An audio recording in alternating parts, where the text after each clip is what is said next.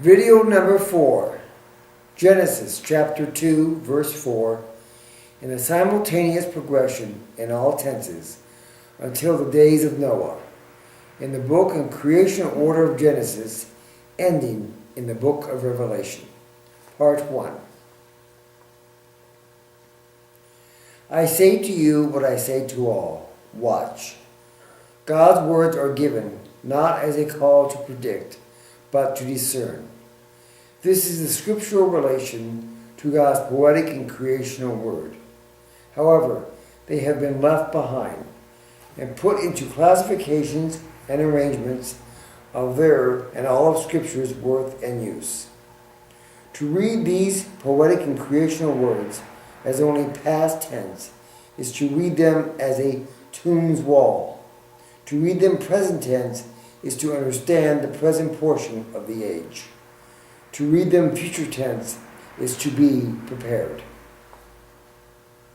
Thus, a reformation of continual discovery, rediscovery, and creating needs to give these words of God what they are, put into the continual extraction of the law, vision, prophecy they have.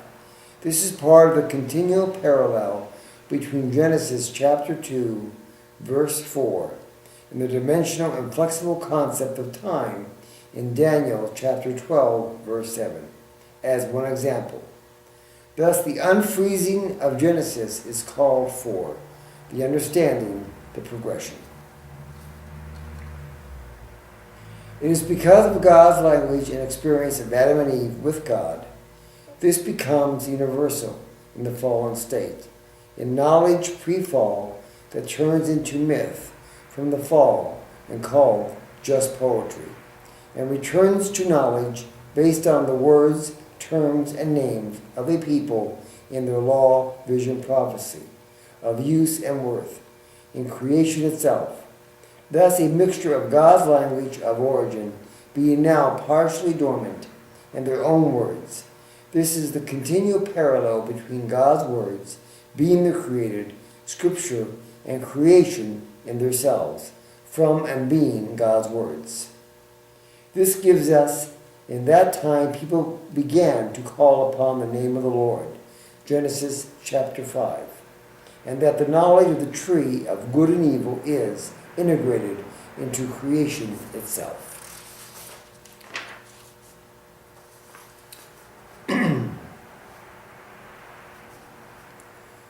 The truth is, all phenomena is repeatable, and a miracle is an unobserved phenomenon. Based on original creating, all phenomenology is repeatable. This is how Psalm 19 becomes the poetic of God and progresses into a creationally driven theoretical worldview that becomes continual, the practice of knowledge and use and practical of meaning.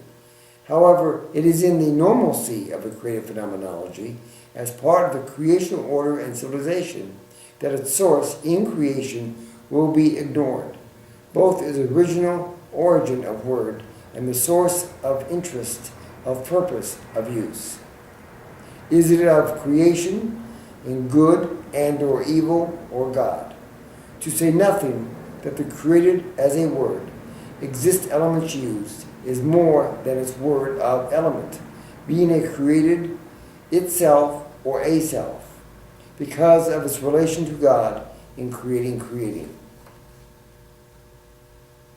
When it comes to the future, Christians ignore the original state of Genesis in its future tense, and non-Christians ignore the fallen state of Genesis in its future tense. Thus, some will believe in the work of God, but not God, and some will believe in God, but not the works, and some will believe in both by the union of God, Scripture, creation, and be able to discern more than wisdom, but the intent of wisdom, be it of good and or evil, or God alone. Part 2.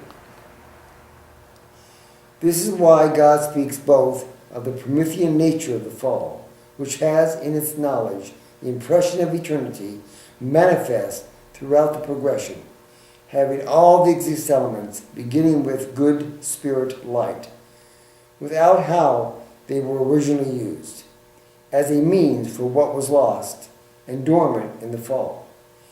And most important, the true and real sorrow of what was lost and fragmented into the hardness and longing of the soul. For every tear and hurt is a reminder of all the definitions of love as one and Trinitarian, now fragmented whole, to be restored.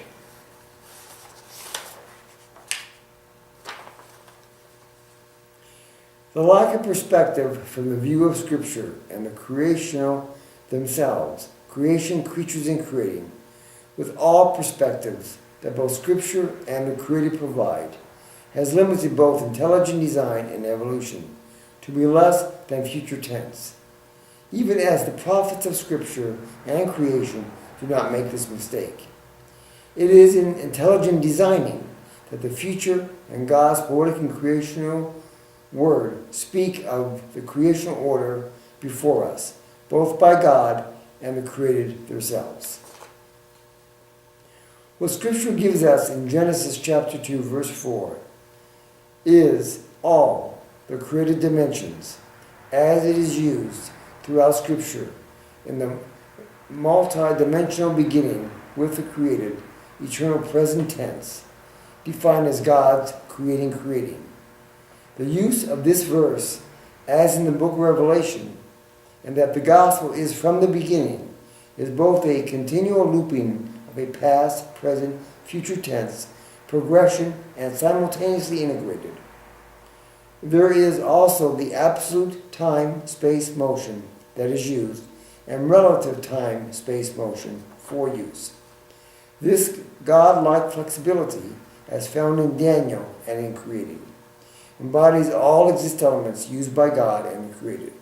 This will be found in both how God forgets sin and the evil one is limited, as Scripture and the created provide examples.